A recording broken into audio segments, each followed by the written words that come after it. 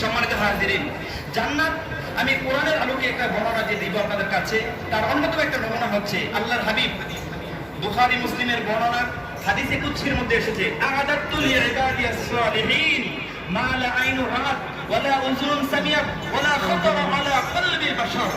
আল্লাহর হাবিব বলেন, জান্নাতটা হবে এইরকম, কোনদিন কোন মানুষ চোখে দেখে নাই, কোনদিন জান্নাতটা কি এরকম হবে তার বাস্তব গান দিয়েও শুনে নাই, আবার অন্তর দিয়ে উপলব্ধি করে নাই। এমন জান্নাত আমার সকল বান্দাদের জন্য আমি প্রস্তুত করে রেখে দিয়েছি। জোরে বলেন সুবহানাল্লাহ। এমন একটা জান্নাত আমাদের জন্য রেখে দিয়েছেন, তার বান্দাদেরকে আল্লাহ কত ভালোবাসেন। সেই জান্নাতে আমরা যেতে চাই, জান্নাতের কাজকর্ম করতে চাই। যেগুলো জান্নাতে যাওয়ার জন্য প্রতিবন্ধক, সেগুলো আমাদেরকে পরিহার করতে হবে।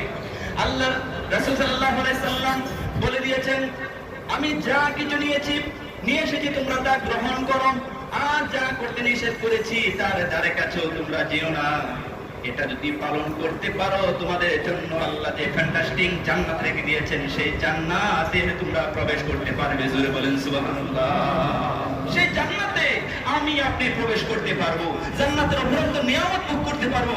আজকে আপনি কোনো কিছু খেতে চান, টাকা লাগবে, কামাই করা লাগবে, কষ্ট করে উপার্জন করেন, তারপরে নাও পেতে পারেন, কিন্তু জান্নাতে গড়ার সাথে সাথে আপনার কাছে চলে আসবে। জোরে বলেন আল্লাহু আকবার। আপনি যেটাই চাবেন সেটা সঙ্গে সঙ্গে আপনার কাছে চলে আসবে। আপনি আম খেতে যাচ্ছেন, আম গাছে উঠতে হবে, পারতে হবে। দুনিয়ার পক্ষে দেখেন, বাস্তবে একটা নমুনা, আম যখন পারেন, আমের কি পড়ে, কষ পড়ে না, আম আসতে চাই না। মুরুখ যখন জবে করেন, মুরুখ আসতে রাজি না। কিন্তু জান্নাতে এরকম হবে না। আপনি মুরুখ খেতে চাবেন, মুরুখ বুনা হয়ে আপনার কাছে চলে আসবে। জোরে বলেন আল্লাহু আকবার।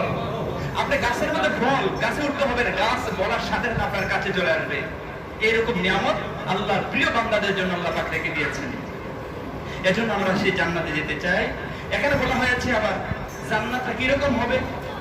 আল্লাহর হাবিব সাল্লাল্লাহু আলাইহি সাল্লাম তার অন্যতম বর্ণনা দিয়েছেন যে জান্নাত কিভাবে আল্লাহ প্রস্তুত করেছেন। আমরা যে একটা ঘর নির্মাণ করি, তার অন্যতম নির্মাণের বর্ণনা আল্লাহ পাক দিয়েছেন। জান্নাতের একটা ইট হবে স্বর্ণের, আর একটা ইট হবে রূপার। দেখছেন, আমাদের পক্ষে সম্ভব? কথা বলেন, সম্ভব বানানো? কিন্তু সম্ভব কি হয়? ইবাদত বন্দেগী যখন করবেন, মহান রব সে স্বর্ণের গাঁথুনি ইটের মশলা দিয়ে আল্লাহ পাক মেশকে আম্বর দিয়ে সে জান্নাত আমার জন্য আপনার জন্য প্রস্তুত করে রেখে দিবেন। আল্লাহু আকবার। দেখছেন, ইট দিয়ে, এই স্বর্ণের ইট দিয়ে ঘর করা আমাদের পক্ষে সম্ভব নয়, কিন্তু আল্লাহ পাককে যদি খুশি করতে পারেন, মহান রব আপনার জন্য সেই ঘর আপনার জন্য প্রস্তুত করে রেখে দিবেন। সুবহানাল্লাহ।